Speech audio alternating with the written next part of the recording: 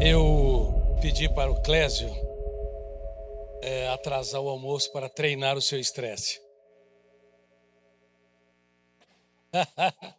Por favor, vocês notem o carinho, a dedicação deles e a dor que eles apresentaram aqui em duas oportunidades para mostrar o constrangimento que passaram.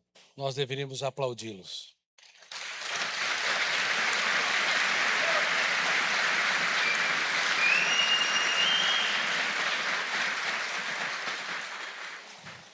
Nesta tarde, vocês podem se comportar de duas maneiras: como meus espectadores ou como meus alunos. O que preferem? Alunos não sabem aonde se meteram. Eu provoco meus alunos e atuo como garimpeiro de ouro, um garimpeiro de ouro, os solos da mente humana. Ele não cria o ouro, ele remove as pedras. E remover as pedras das pessoas que vocês amam reflete um líder de alta performance de todo o coração. Gostei muito desse tema, de todo o coração.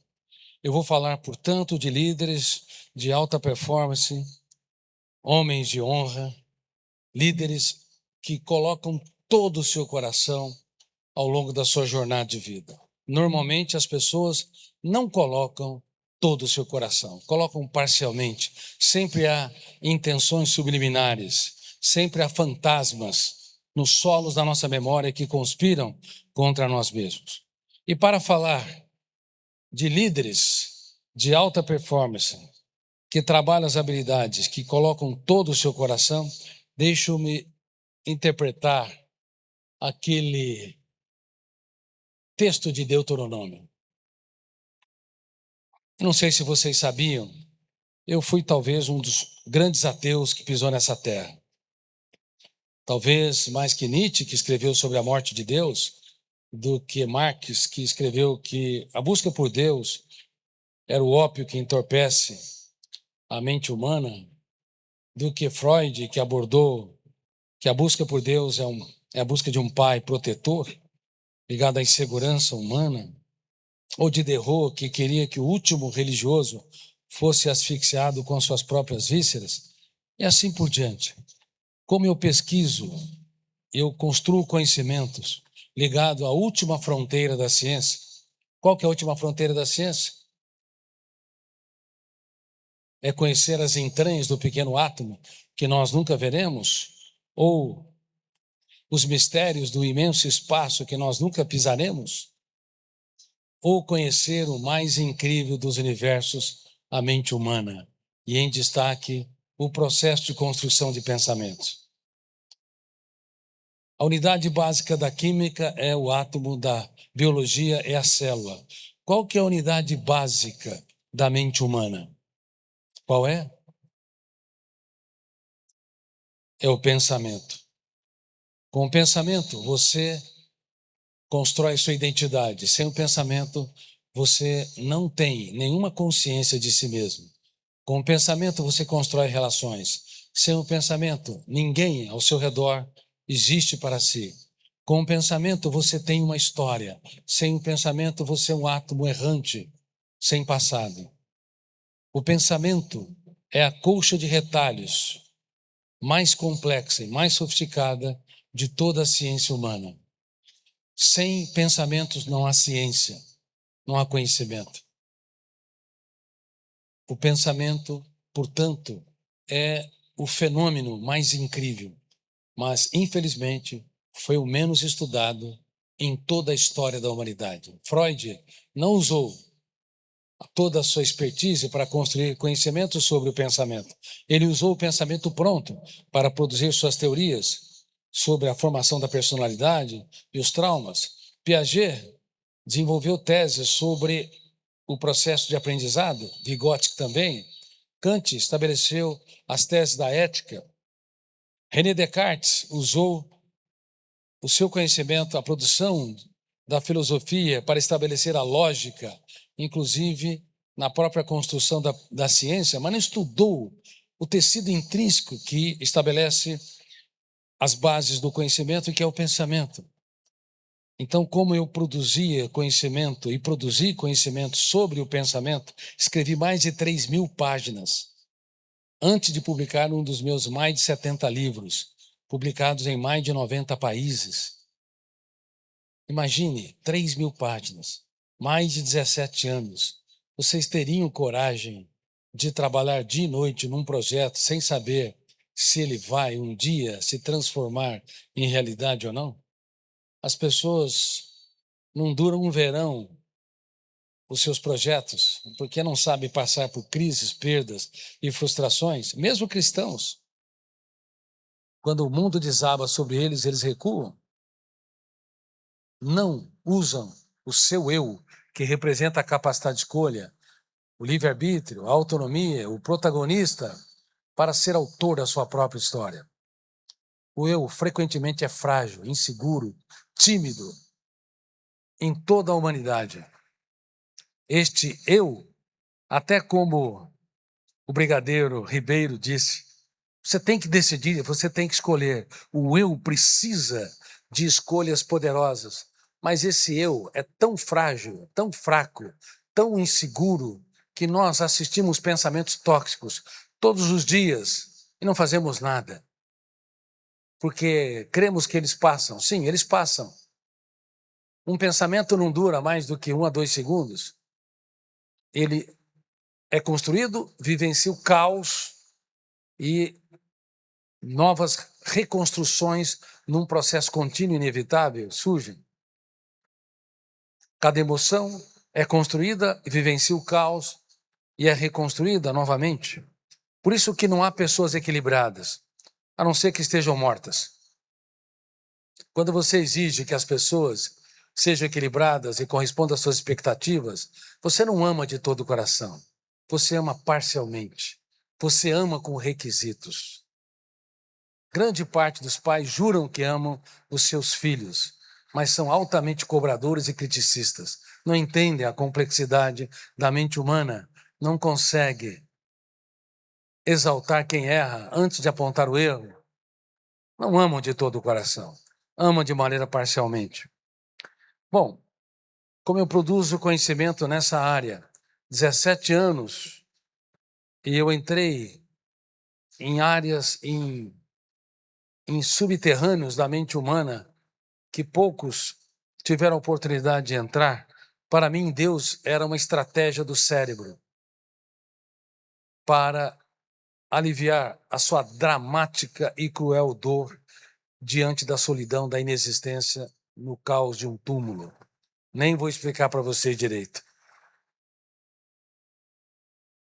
E como a minha produção de conhecimento estuda não apenas o processo de formação de pensadores e a construção do eu como líder da mente humana, e também o programa de gestão da emoção. Quem acha que a inteligência emocional é importante aqui, levante as mãos. Levante as mãos. Mas se eu disser que não há inteligência emocional, nunca houve. A emoção é burra, desinteligente e inconsciente. Ela não consegue ter inteligência para ser autogerida. Nunca teve. Aí eu falo, quando Daniel Goleman lançou seu livro em 1995, Inteligência Emocional, e copiou teses de outros 2 pesquisadores que 5 anos antes abordaram o tema, varreu-se com uma onda a adesão à tese da inteligência emocional, sem saber que a emoção por si mesma, ela vai ser sempre infantil, imatura. Nunca a emoção amadurece. É a parte mais ingênua, mais bela. Mas ela sempre vai ser uma criança. Você nunca pode dar um cartão de crédito para uma criança, senão ela sai comprando tudo. E hoje, no mundo todo, quase mais de 8 bilhões de seres humanos, incluindo cristãos, dão um cartão de crédito para a sua emoção. Por isso que um olhar atravessado estraga o dia, uma crítica uma semana, uma decepção um mês, uma traição uma vida. A emoção nunca pode liderar. Ela tem que influenciar, sim. Ela dá a natureza da alegria, do prazer, da tranquilidade, e a excelência do amor. Mas o amor sem o eu, sem a construção de pensamento, não consegue ter relevância, não consegue ter uma entrega profunda, não há todo o coração. Quando se fala todo o coração, se fala da excelência da intelectualidade com a emocionalidade. O eu amadurecendo a emoção, não pela própria emoção, mas pela maturidade dele mesmo. O eu sendo mais tolerante, mais tranquilo, mais sereno, cobrando menos e abraçando mais. Este eu é que tem de ter relevância. Mas, infelizmente, não é isso que acontece. Por isso que o livre-arbítrio, ele é uma palavra muito bonita de se falar, mas no mundo todo ele está completamente asfixiado. Bom, então, como eu desenvolvia conhecimento sobre a construção de pensamentos sobre o eu e sobre o processo de formação de pensadores, eu fui até Einstein para saber como ele construiu sua teoria. Por que um jovem de 26, 27 anos, que não deu certo como aluno, não era um brilhante aluno, nem muito menos um bom professor, foi preterido nas universidades, ali naquela firma de patentes, carimbando e analisando documentos, desenvolveu uma das mais complexas teorias. Com 27 anos, tão despreparado, porque ele libertou o mais complexo dos pensamentos, que é o pensamento anti-algorítmico. É o pensamento antidialético, anti-símbolos à língua. É o pensamento mais sofisticado. Pois o pensamento mais lógico, mais linear, que a escola intoxica os alunos no mundo todo, ele é o mais pobre. É o pensamento que copia os símbolos da língua, pensamento linguístico. Esse pensamento que nós usamos para ler, debater e escrever, não é profundo. Esse pensamento é o pensamento que as inteligências artificiais têm. Grok, Anthropic, ChatGPT, DeepSeek e assim por diante. Todas elas têm um pensamento algorítmico. 01, 001, 100, não importa. Ali estão todos os segredos do registro e da organização de dados. Mas uma inteligência artificial nunca vai ter o pensamento rebelde aos algoritmos, o pensamento antidialético, que é o pensamento que produz a solidão. Quem de vez em quando tem solidão aqui, levante as mãos. Claro, todos. Quem de vez em quando experimenta o tédio? Dúvidas. Quem experimenta dúvidas às vezes? Claro, porque você tem o mais complexo dos pensamentos. A inteligência artificial nunca vai experimentar nenhum tipo de dúvida. Jamais construirá a solidão. Jamais experimentará um dos mais de 100 tipos de medos que assombram o ser humano. Glossofobia, medo de falar em público. Alodoxafobia, medo dos haters e dos cancelamentos. Claustrofobia, medo de lugar fechado. Há mais de 100 tipos de fobias e nenhuma delas pertencerá à inteligência artificial. Se você não aprender a usar o pensamento antidialético para libertar a criatividade, você vai usá-lo para libertar a destrutividade. Eu vou falar sobre isso daqui a pouco. Eu fui até o homem chamado Jesus. Estudei Einstein, estudei Freud, estudei vários pensadores de várias perspectivas e fui até o homem Jesus e esperava encontrar alguém construído por um grupo de galileus que queriam libertar Israel do jugo tirânico de Tibério César, um imperador promíscuo e cruel daqueles tempos. Mas eu fiquei perplexo, eu fiquei assombrado. No exato momento em que Judas o beija, era para detonar o gatilho, um fenômeno inconsciente, um copiloto do eu. Esse copiloto está sendo acionado em vocês agora, sem que vocês percebam, milhares de gatilhos, abrindo o segundo copiloto, as janelas da memória, os arquivos mentais, terceiro copiloto, a âncora, para dar concentração. Ou a âncora da concentração, ou da ausência de concentração, ou da hiperconcentração, chamado hiperfoco. O ser humano se torna um animal, os focos de tensão. Ele dá respostas que jamais deveria dar quando alguém o contraria. Filhos que declaram para todos que amam seus pais, quando seus pais o contrariam, detona o gatilho, abre a janela, tira, a âncora gera hiperfoco. Os filhos agridem os pais. E pais que juram amar seus filhos também acabam dizendo coisas que jamais deveriam dizer nos primeiros 30 segundos de tensão. Você só me decepciona. Ou casais de um para o outro. Não sei porque estou com você até hoje.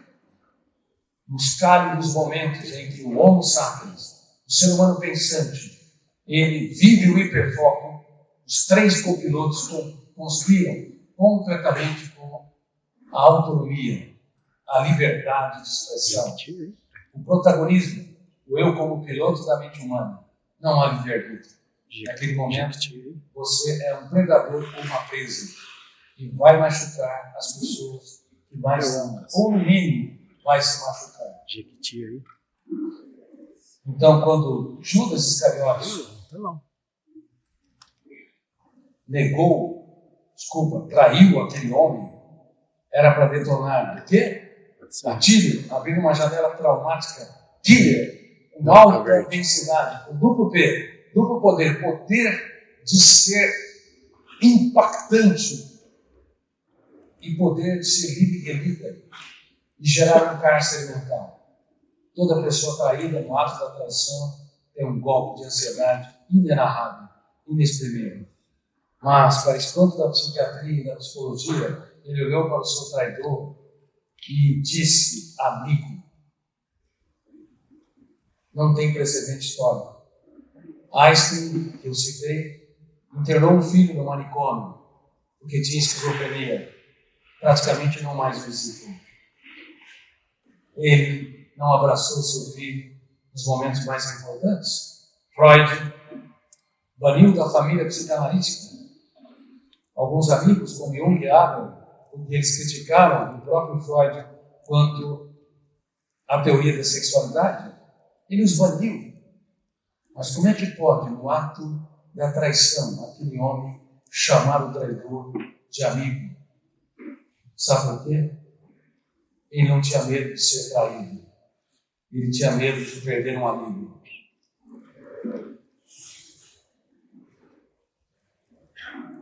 E foi mais longe ainda. Ele perguntou: por que você está aqui? Ele sabia por que ele estava lá? Sim ou não?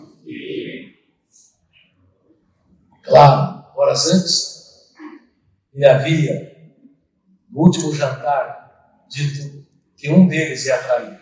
Ele era tão delicado, ele era tão diferente dos pais da atualidade, dos casais, que ele nunca expunha o erro de alguém em público. Ele expunha em particular e elogiava em público. E todos queriam saber quem era o traidor. E ele não disse. E ele falou uma senha, aquele que mete a mão num bocado de pão. Ele deu pão para o seu traidor no último jantar.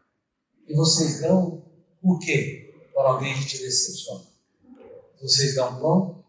Ou vocês dão palavras agressivas? Ou vocês dão críticas cruéis? Como é que nós podemos falar de todo o coração se na prática, quando nós somos testados, questionados, nós nos tornamos predadores de quem mais amamos? Amigo, por que você está aqui?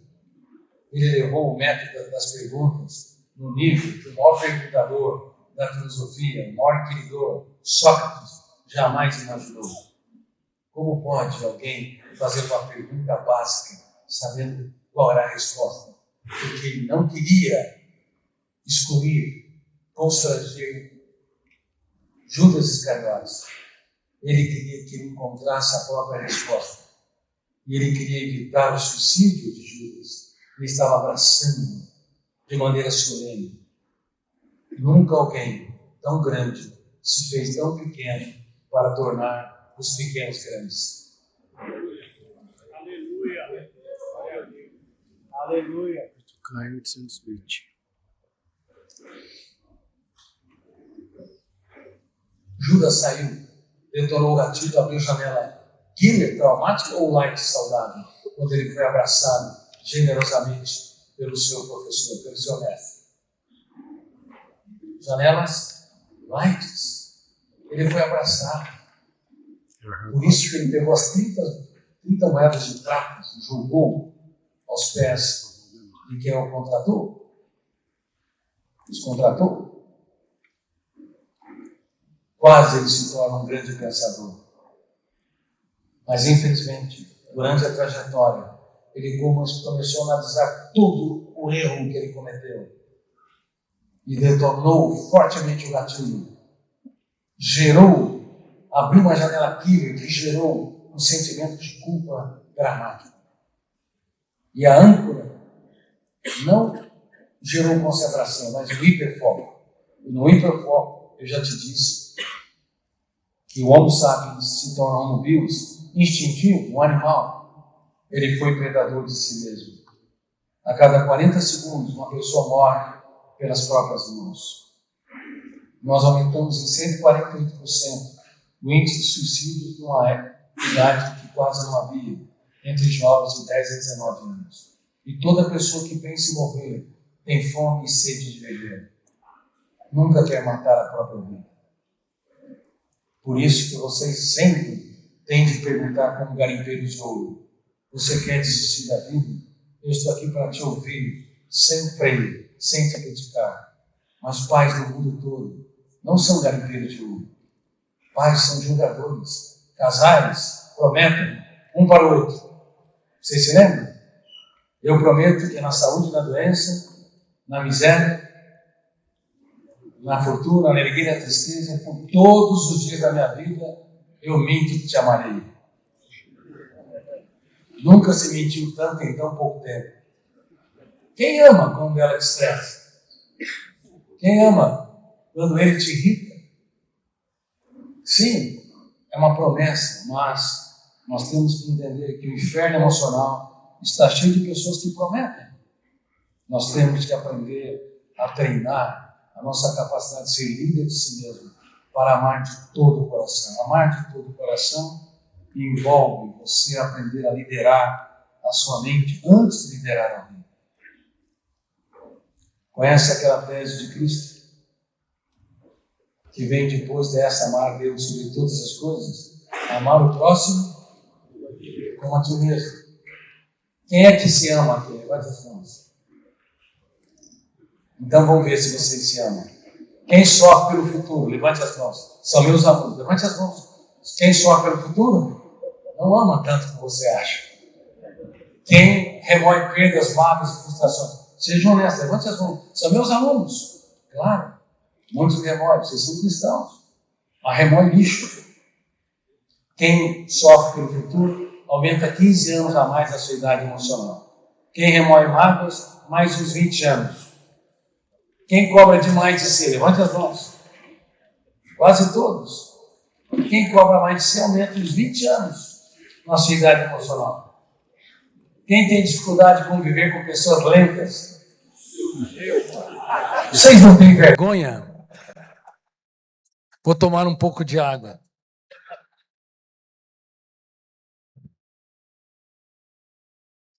Tem homens que dizem: Dr. Cury, casei com uma esposa muito lenta e complexa. Fala: meu filho, se você escolheu uma esposa muito lenta e complexa, você não deve ser tão fácil. Aliás, as mulheres, se vocês perguntarem para elas, elas são mais aceleradas que vocês. Elas acham que seus maridos frequentemente são mais lentos. Você não resolve nada nessa casa. Meus queridos amigos, eu estou levando aqui no nível de pós-graduação, como se fosse meus alunos do programa de mestrado e doutorado da USP. Eu estou falando no nível, e vou falar cada vez mais do nível profundo, para que vocês entendam que está quase tudo errado no teatro da humanidade. Agora, imagina eu estudando o homem mais inteligente da história, vendo como ele lidava com seus estresses. Estava lá uma mulher pega em flagrante adultério. Arrastaram aquela mulher, detonou naqueles carrascos o gatilho, abrindo janela, killer, gerando foco ou hiperfoco? Hiperfoco, vocês já entenderam, eram animais. Eles não ouviam a dor daquela mulher. No hiperfoco, você vai cometer os maiores erros da sua vida. Ela clamava por compaixão. E aí, eles não ouviram e perguntaram para o mestre dos mestres: qual o seu veredito? Que resposta ele deu? Que resposta? Erraram. Sobre o ângulo da psiquiatria, psicologia e sociologia, essa foi a segunda resposta. A primeira resposta é fazer a oração dos sábios, o silêncio. Quando o mundo desaba sobre você, você não deve reagir. Quando todo mundo está tenso, quando há julgamentos, há críticas, você tem de escrever na areia. Você tem de se recusar a responder. Você não pode comprar aquilo que não te pertence. Quem de hoje em diante vai ser um garimpeiro de ouro e vai fazer a oração dos sábios? Levante as mãos. Eu não confio em vocês. São meus alunos. Eu estou treinando vocês. Quem me promete que vai treinar, treinar e treinar, aí sim, levante as mãos, porque vão falhar. Vocês vão ver que tem mais cárceres na mente humana do que nos países mais violentos do mundo. Há mais de 10 milhões de pessoas encarceradas no mundo. Primeiro, Estados Unidos, com 2 milhões e 100, a China com 1 milhão e 600, no Brasil com 840, 850. O terceiro país que mais encarcera. E as pessoas não sabem. Mas, na mente humana, há mais cárceres. Muito mais do que em barras de ferro. Todo ser humano tem alguns cárceres na sua própria mente. Bom, ele escrevia na areia. O que ele devia estar escrevendo? Clésio Ribeiro. Quem me fala, os pastores, os líderes aqui, levante as mãos, por favor. Levante as mãos. O que você acha que ele devia estar escrevendo? O que ele devia estar escrevendo? Eu conheço aquele fariseu. Ele é um falso religioso. Eu conheço aquele outro, ele é agressivo com seus filhos. Eu conheço aquele outro, ele é agressivo com a sua esposa. Ele conhecia os erros. Ele devia estar escrevendo, eu conheço aquela mulher. Ela quando era menina, ela não foi abraçada, ela foi abandonada. Eu conheço aquela adolescente que foi abusada. Eu conheço ela. E ele devia estar profundamente emocionado. Aí perguntaram novamente, e ele se levantou. Ele olhou nos olhos dela, depois deles, e disse: ok, eu permito que vocês apedrejem. Ele não impediu o apedrejamento, porque quando há uma situação de linchamento, ninguém raciocina. Mesmo quando há atritos e agressividade num estádio, ninguém controla. São pessoas que têm sonhos, que têm famílias, que têm seus empregos, mas quando detona o gatilho, abre janela killer coletivamente, a âncora se fecha, as pessoas agem como animais. Naquele momento, aqueles homens, como representantes de linchadores ao longo da história da humanidade, não recuariam. Então ele chocou. E todo líder que ama de todo o coração tem de dar um choque de lucidez. Não pode ser comum. Tem que ser surpreendente. Ele chocou. Ele falou: ok, pode apedrejá-la, mas antes tem uma coragem de olhar para suas loucuras. Quem não tem erros e falhas, atire a primeira pedra. Ele reuniu numa frase o topo da psicologia, da sociologia e das ciências jurídicas. Eu não tenho tempo para analisar com vocês. É surpreendente. E temos de ser surpreendente. por diversas vezes, na Associação de Magistrados do Brasil, eu os treinei juízes, também Ministério Público e a Polícia Federal. Certa vez estava treinando a cúpula da Polícia Federal. Como é que você tira a arma de alguém, sendo que você não tem uma arma para se proteger? Estava lá, a Polícia Federal Brasileira é uma das melhores polícias do mundo. Tem cerca de 15 mil membros na corporação. Só o FBI, que cuida da parte interna, tem 38 mil a 40 mil membros da corporação. Nossa Polícia Federal é muito heróica. E muitos vivem sob um estresse intenso. Que cartão você está falando? Ninguém fala sobre isso. Como é que você tira a arma? Estamos orientando sobre o âmbito da gestão da emoção. Porque não há inteligência emocional. O que existe é a gestão da emoção. O eu gerindo o pensamento, o eu gerindo a emoção, o eu atuando como protagonista. Eu citei um exemplo. Entrou uma pessoa no meu consultório, bateu a porta, sentou na minha frente e puxou uma arma. Eu mato quem passar pelo meu caminho e mato os meus filhos, se necessário. Era um psicopata clássico. E por que estava lá? Porque eu tratei da esposa dele. Ele era um misógino, ele era agressivo, ele era violento. E ela se superou, se reinventou, ficou tão forte que colocou na mesa: ou você muda a sua agressividade comigo, com teus filhos, ou você não vai fazer parte da nossa família. Aquele homem nunca havia enfrentado uma mulher que o amava de todo o coração e queria dar uma oportunidade para ele. Ele não queria aquela oportunidade. Ele queria ser um ditador, um controlador. E ele foi no meu consultório e o risco de eu não sobreviver era grande. Como é que vocês deveriam atuar para desarmar aquele homem? Se vocês elevassem o tom de voz, seriam presas ou predadores? Se vocês elevassem o tom de voz, vocês atuariam como predador e ele como presa. Detonaria o gatilho, abrir a janela killer, hiperfoco, ele poderia atirar. Se vocês se intimidassem, por favor, não faça isso, fragilizassem, você é a presa, ele o predador, ele também atiraria. Então olhei nos olhos daquele homem e lhe disse: como pode uma pessoa tão inteligente como o senhor precisar de uma arma para expressar as suas ideias? O senhor sabia que o senhor é mais poderoso que esta arma e eu estou aqui para ouvi-lo sem críticas, sem freios, conhecer as lágrimas que o senhor chorou e as lágrimas que o senhor nunca teve coragem de chorar. Sabe o que aconteceu? Ele chorou. Pela primeira vez, aquele homem chorou na frente de outro homem. E nunca se esqueça, grandes homens também choram.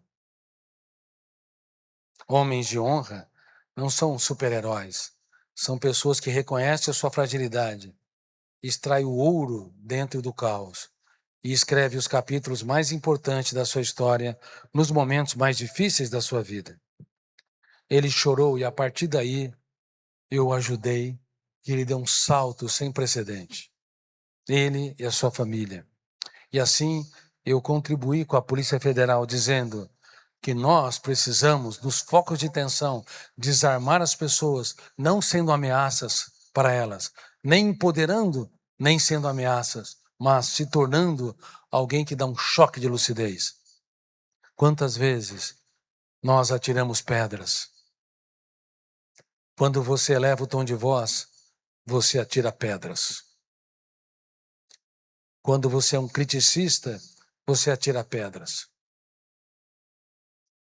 Quem corrige 2 vezes a mesma coisa é um pequeno atirador de pedras. 3 vezes é muito chato. E 4 vezes ou mais é o quê? Chatíssimo, insuportável. Bom, são meus alunos. Quem de vez em quando é insuportável? Que levante as mãos. Que obrigado, aplaudo vocês pela honestidade. Parabéns.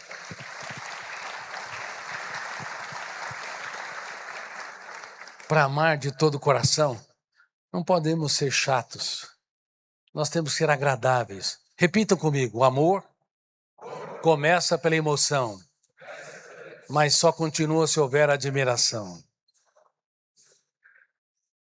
Você acha que alguém como eu, que tem todo esse conhecimento, considerado o psiquiatra mais lido do mundo, também atira pedras? Certa vez, a minha filha mais velha, quando tinha 15 anos, ela falou: papai, você dá tantas conferências, tem milhões de leitores, tem muitos pacientes, mas ultimamente você não tem dialogado comigo. O que vocês fariam se errassem na área em que são especialistas? A pedra da indiferença.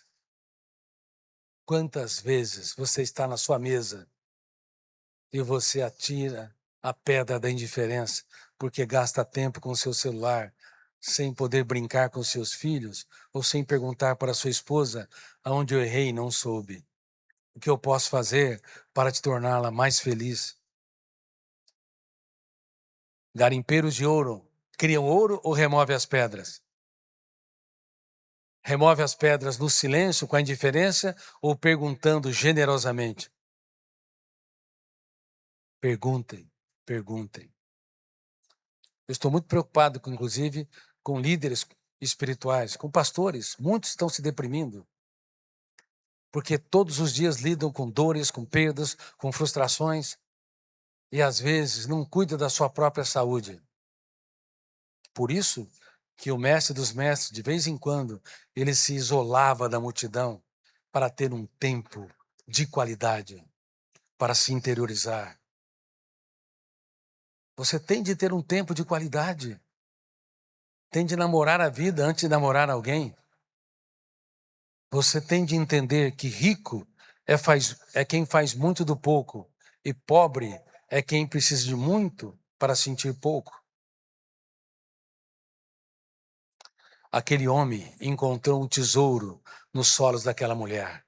Eles saíram um após o outro, ficou ele e ela. E ele disse, ele não perguntou com quantos homens ela dormiu. Não, ele exaltou ela, ele chamou mulher. Ele exaltou, você é um ser humano. Aonde estão seus acusadores? Ele sabia de toda a história dela, mas ele sempre elogiava publicamente.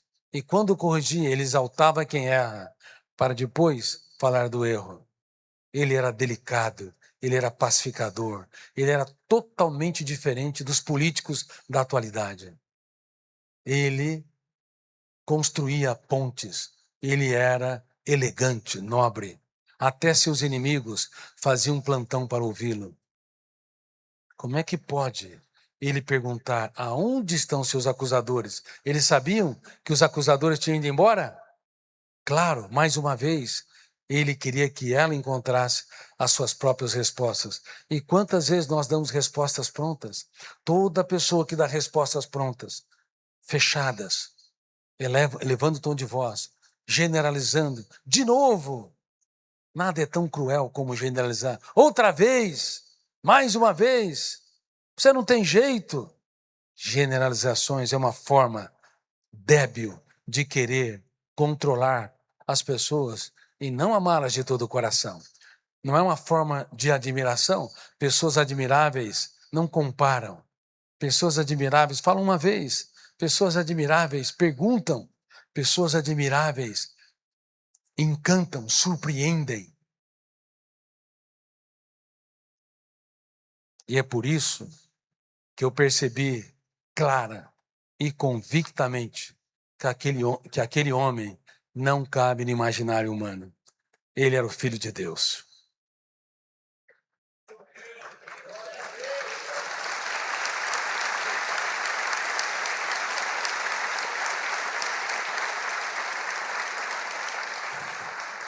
E por que ele nasceu num curral onde o cheiro azedo do estrume fermentado perfumou suas narinas? Por que não nasceu num berço de ouro? Por que nasceu num lugar mais indigno que uma criança de uma comunidade ou favela nasce?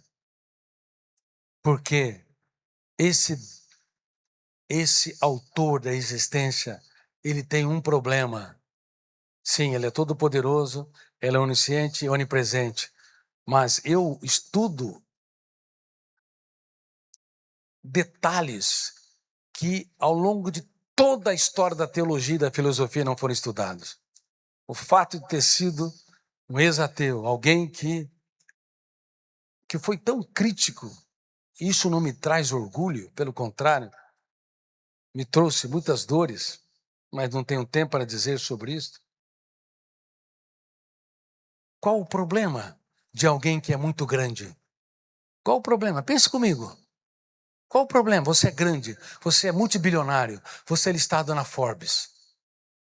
Qual que vai ser a maior dor de um pai multibilionário que ama?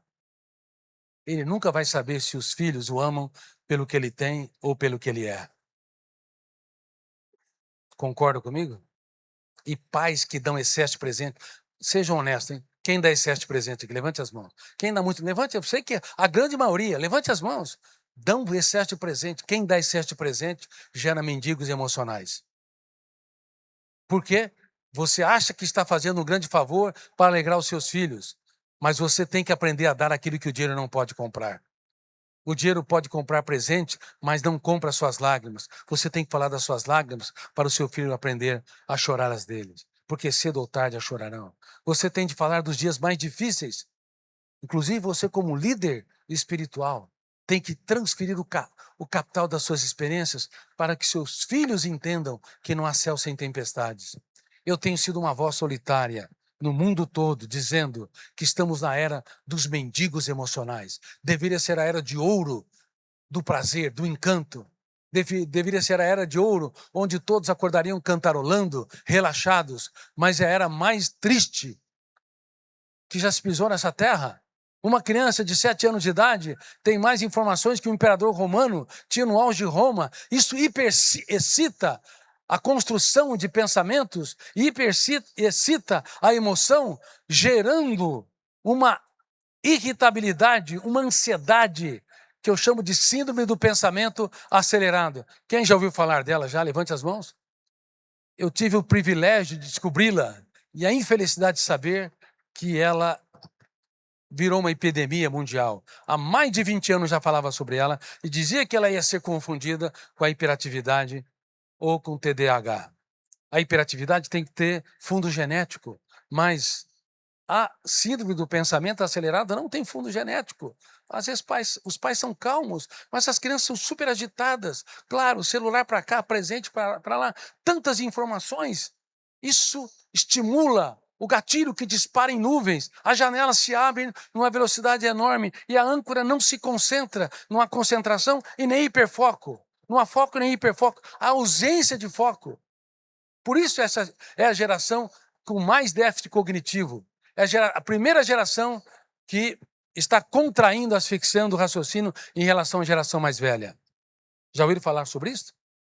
Agora vocês têm a explicação do que é. Muitos falam, mas não sabem por quê. Porque o gatilho abre janelas numa multiplicidade enorme. A mente não para de pensar, não para de se emocionar. E quanto mais emoção, menos profundidade e densidade. É uma troca ininterrupta, gerando a era dos mendigos emocionais. Pessoas que moram em belos apartamentos, em casas de condomínios, mendigando o pão da alegria. Nós temos que cuidar das pessoas vulneráveis, das pessoas que moram nas ruas.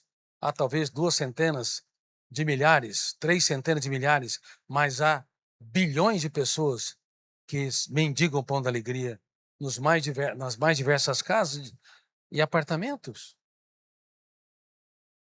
É muito triste isso. Bom, amar a Deus. Amarás, pois, o Senhor teu Deus de todo o teu coração.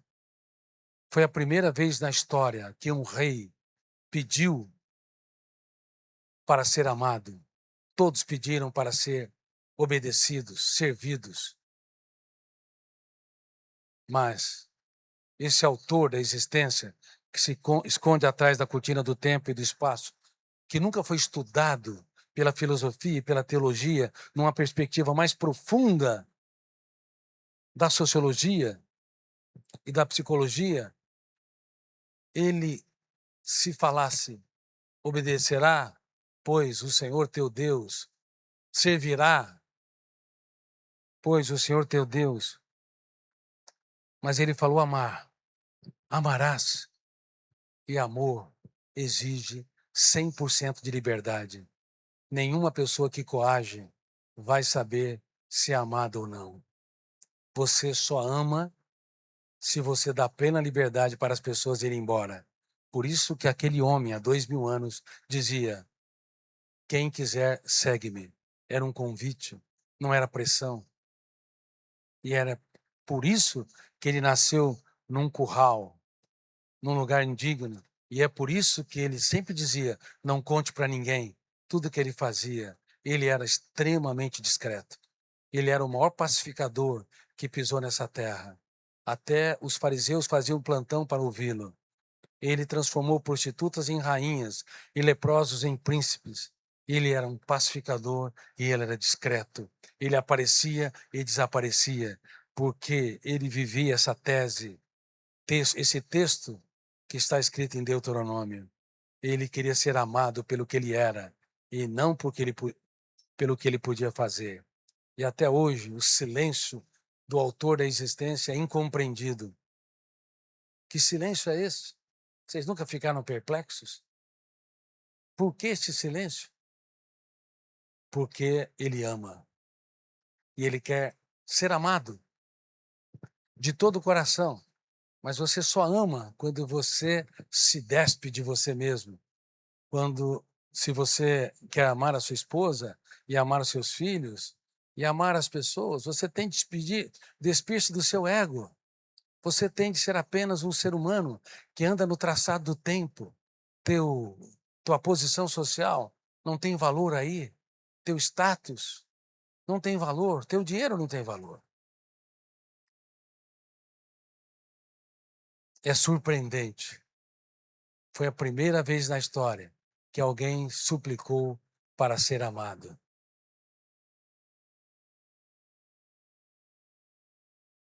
Eu fico fascinado. O amor nasce no terreno da liberdade.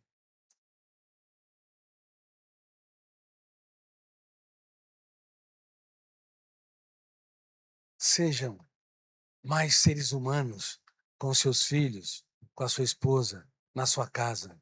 Homens de honra, homens que se tornam essencialmente humanos, que são generosos, altruístas, que dão descontos, que são apaixonados pela sua família, mas não para controlá-las, mas para se tornar uma pessoa admirável, querido.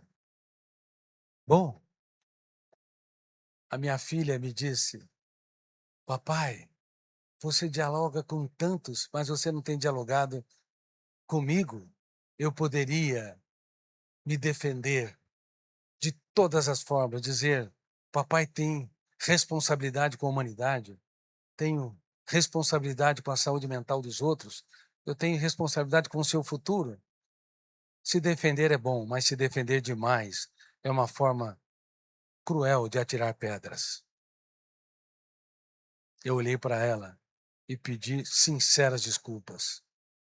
Eu quero perguntar para vocês: para quem vocês devem pedir desculpas? Eu pedi para ela olhar para o alto, era uma noite estrelada. E ela olhou para o alto. Não entendeu, mas eu falei: filha, escolhe uma estrela. E ela escolheu a estrela mais brilhante. Eu falei: de hoje em diante, essa estrela será sua. O papai errou, o papai falhou com você, e nenhuma palavra que eu possa te dizer vai consolar teu coração. Mas eu quero agora te surpreender. Aquela estrela vai ser sua por toda a sua vida, simbolicamente. Mesmo quando o papai fechar os olhos para essa vida, eu jamais deixarei de te amar. E quando na sua jornada de vida não haver luz, não tenha medo do caminho, tenha medo de não caminhar. Olhe para a sua estrela interior. E a minha filha nunca mais se esqueceu que quando o pai errou, ele surpreendeu-a, dando-lhe aquilo que o dinheiro não pode comprar.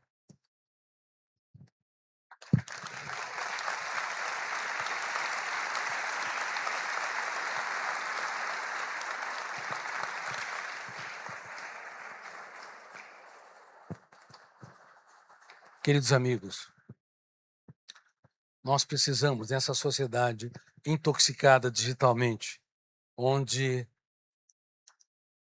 construímos uma nova cocaína, a cocaína digital, que mexe com o ciclo da dopamina e da serotonina e gera uma dependência gravíssima. Nós precisamos ser pais notáveis. Vocês têm que brincar, rolar no tapete com seus filhos. Vocês têm que ser bem-humorados. Tem de parar de ser criticista, porque um apontador de falhas está apto para conviver com máquinas e consertar máquinas, mas não para formar mentes brilhantes. Vocês têm de ser bem-humorados, inclusive com as pessoas que vocês juram amar.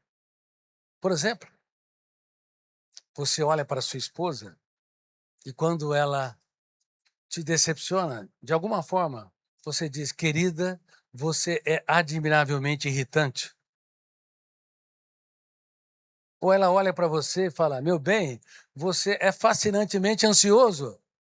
Viver uma vida mais leve, julgando menos e abraçando mais. Você acha que o homem mais inteligente da história era uma pessoa bem-humorada? Sim ou não? Muitas pessoas não conseguem enxergar. Pedro, perguntaram para ele, teu mestre paga imposto? Claro que paga. Ele era impulsivo.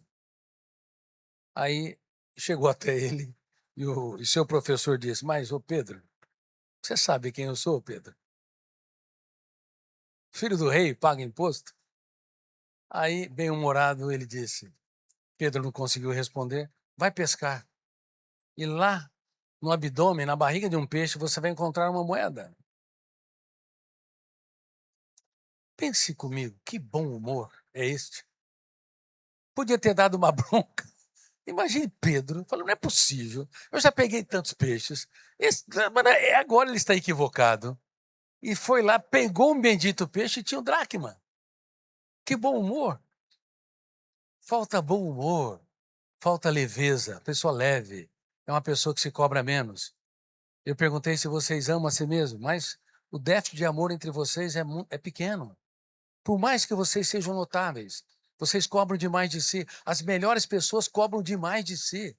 São ótimas para a sociedade, mas não são boas para si. Esse é um paradigma. Então, tem de viver uma vida mais leve até com vocês. Dê um abraço em você. Dê um abraço em você. Muitos homens nunca se abraçaram. Nunca se abraçaram. Fala assim, eu te estresso. Fala, Clésio, fale. Eu te estresso. Te causo muitos problemas. Mas eu vou namorar a vida. Viver uma vida mais leve. Parabéns para você. Você pode se aplaudir.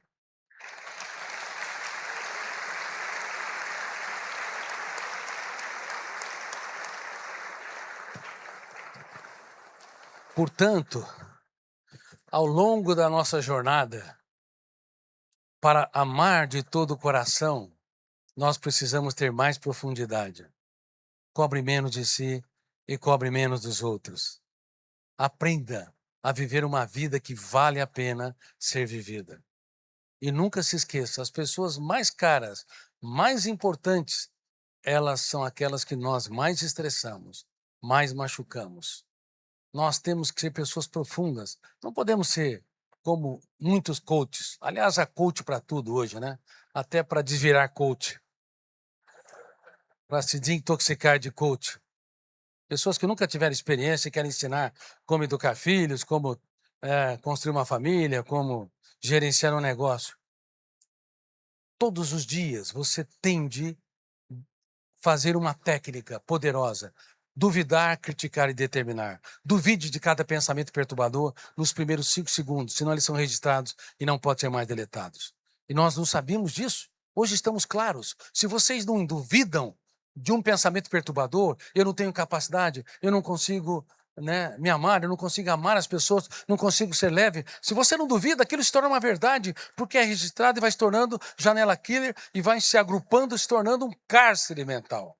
Você tem de criticar emoções tóxicas, angústia, ansiedade, no silêncio da mente, ninguém está ouvindo, mas você tem de impugnar, você tem de decidir. Decidir sim, teu eu não pode ser frágil, o teu eu tem que ser líder de si mesmo, mas alguém que é líder de si mesmo não pode ter concessão com tudo que é tóxico na mente humana, mas é incrível, nós gritamos fora e somos tímidos aqui dentro, nós temos autoridade fora e aqui dentro somos frágeis. E deveria ser o contrário, com todas as pessoas deveríamos ser generosos, amáveis, lúcidos, impactantes, mas com o lixo da nossa mente deveríamos reciclá-lo.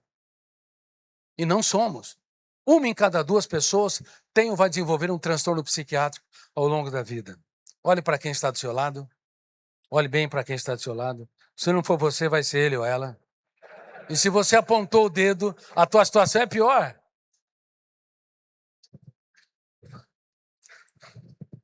Mas você está aqui para não ser nenhum dos dois.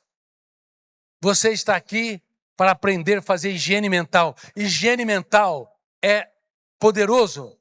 Duvidar, criticar e determinar. Repitam.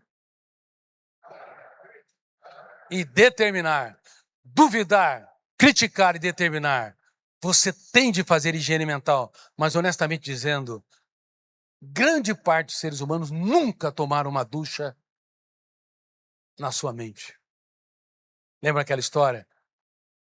Que ele entrou e virou a mesa dos cambistas. Era uma metáfora da mente humana. As pessoas são frágeis demais. Elas são condescendentes demais com todos os pensamentos tóxicos. Quando você sofre pelo futuro, você acrescenta 10 ou 15 anos, remói mágoas, mais 10 ou 15 anos, cobra demais de si, mais uns 15 a 20 anos, dificuldade de conviver com pessoas lentas, também mais 15 ou 20 anos. Qual a sua idade emocional? Estou diante de uma plateia de idosos aqui. Estou no asilo aqui, entendeu? Mas é assim no mundo todo. Não há exceção. Isso que eu estou dizendo, no mundo todo é assim. Por exemplo, eu dei treinamento para representante de um terço do PIB brasileiro, grandes empresários. Eu fiz um teste sobre como está a empresa chamada Mente Humana. Sabe qual é o resultado? Eu tinha que internar quase todos.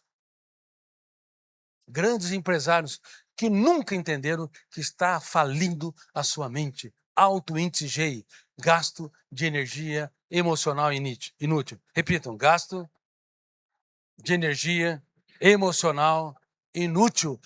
Grande parte do nosso tempo nós gastamos energia emocional inútil e asfixiamos a nossa leveza, a nossa saúde emocional, asfixiamos a nossa capacidade de contemplar o belo. Contemplar o belo é muito importante. Como é que pode? Eu, no meu ateísmo, quando eu analisava a mente de Cristo, no auge da fama, ele parou diante de um alvo e todo mundo queria ver o que ele via, mas ninguém enxergava. De repente ele se aproximou, respirou, olhou para a plateia e disse: olhai os lírios dos campos e vejam como são tão belos. Que homem era esse que tinha tempo para as flores? E ele fez uma crítica ao rei Salomão. Nem Salomão se vestiu como um deles. Salomão começou bem a sua jornada, pedindo sabedoria e terminou com gravíssima depressão, inclusive querendo que fosse abortado, dizendo que nada há de novo debaixo do céu. Tudo é vaidade, vaidade das vaidades. O que significa um homem completamente depressivo, que teve 700 mulheres e 300 concubinas, 1000 sogras.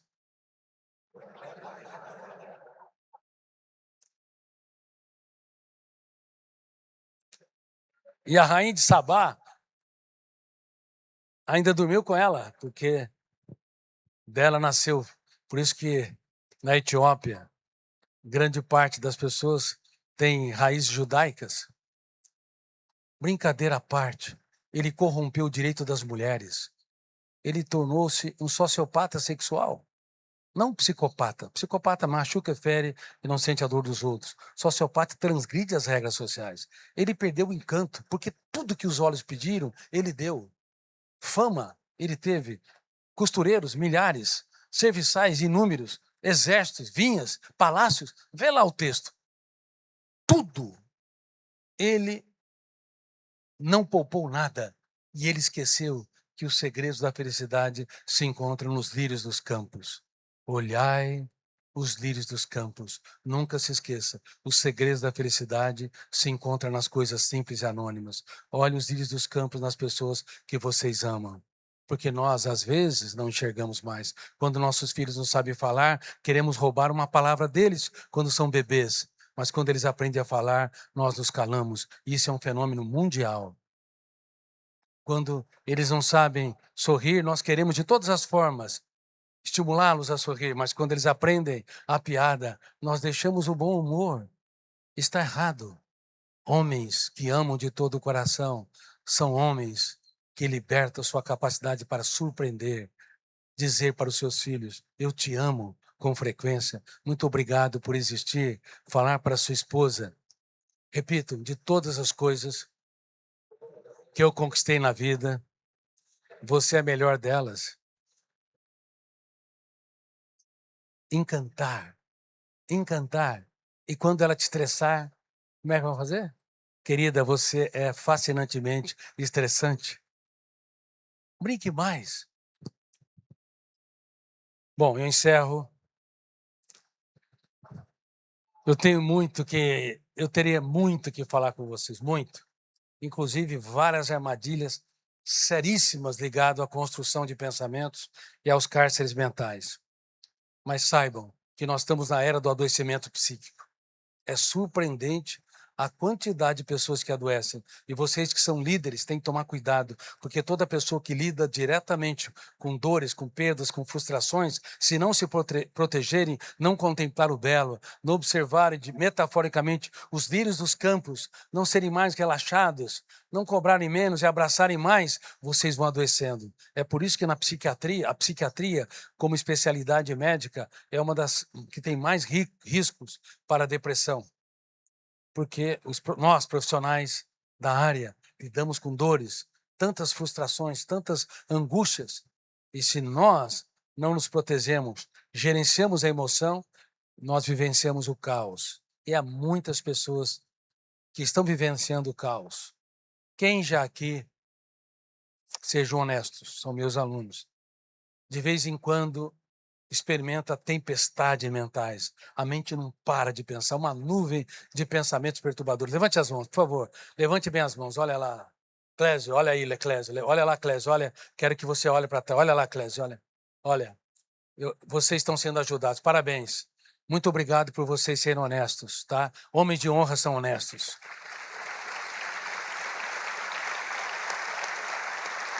E quem aqui já teve momentos tão dramáticos que pensou não viver mais? Levante as mãos. Muitos aqui, olha, talvez 30% dessa plateia. Mas eu vou pedir uma coisa para vocês, com meus alunos. Nunca se curve a dor.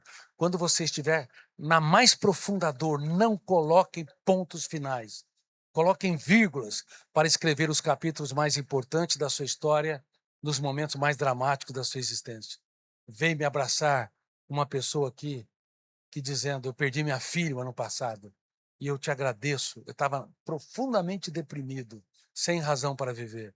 Te agradeço porque eu vi essas teses suas sobre gestão da emoção para não me curvar a dor, para homenagear quem eu perdi, sendo mais feliz. Por amor a você, eu vou ser mais feliz e vou dar o melhor de mim para que a humanidade seja feliz. Não se curve à dor. Se você der as costas para a dor, seja qual for, ela vira um monstro. Se vocês enfrentam, duvidam, discordam, impugnam, vocês a domesticam. E se precisarem de procurar um profissional de saúde mental, não hesitem. Não hesitem. Porque é um preconceito grave entre cristãos que eles têm que ser heróis. E esses heróis morrem mais cedo, adoecem mais cedo e vivenciam mais problemas.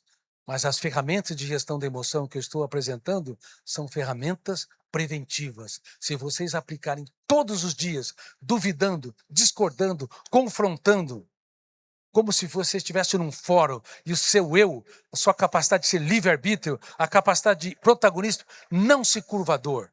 No silêncio da mente, você vira a mesa, você confronta, você não se torna alguém serviçal.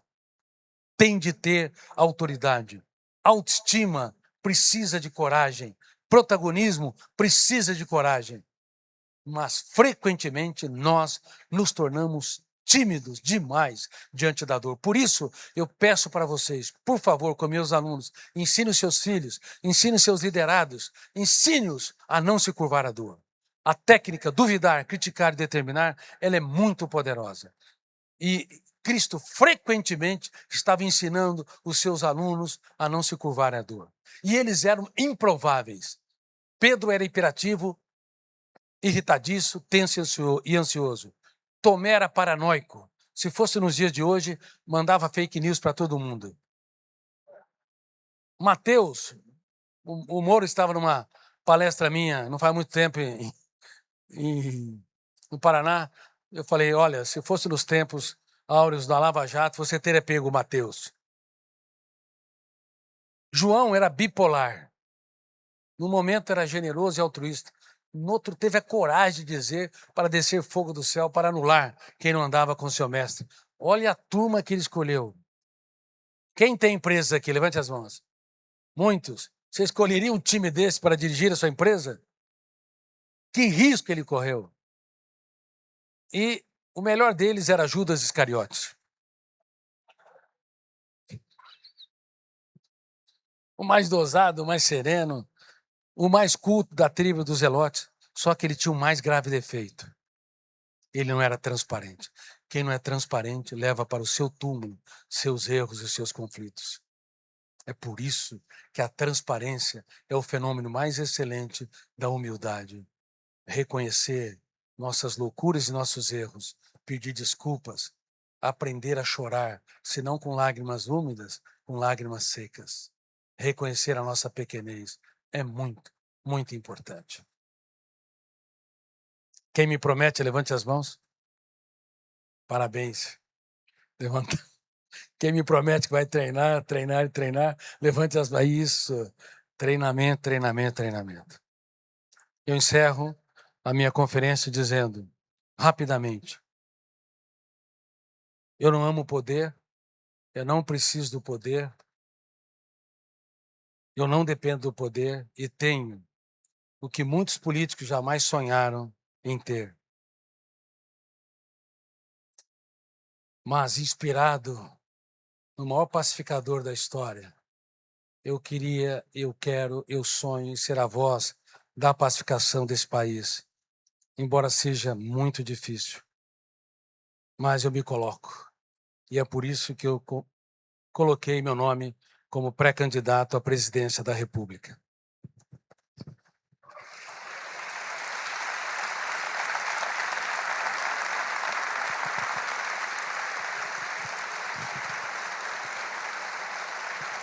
Muito obrigado por vocês existirem. Eu não me curvaria diante de reis e celebridades, mas me curvo diante de todos vocês. Vocês fazem toda a diferença na sociedade. Sejam homens de honra. Muito obrigado.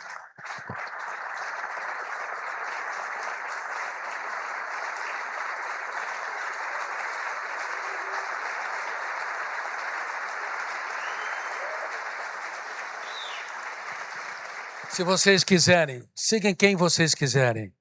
Mas se acharem que esse país precisa ser pacificado, que essa polarização, como estava conversando com o brigadeiro Ribeiro, falou tão bem, essa polarização está adoecendo o país, está matando esse país não suporta mais 4 anos. Sigam-nos nas redes sociais, se vocês acharem que vale a pena, e divulguem essas teses. Eu quero falar que eu penso que um presidente de um país não é o maior líder, é apenas um empregado da sociedade, o maior empregado contratado pelo voto com um prazo determinado para ser despedido. Apenas um empregado. Muito obrigado.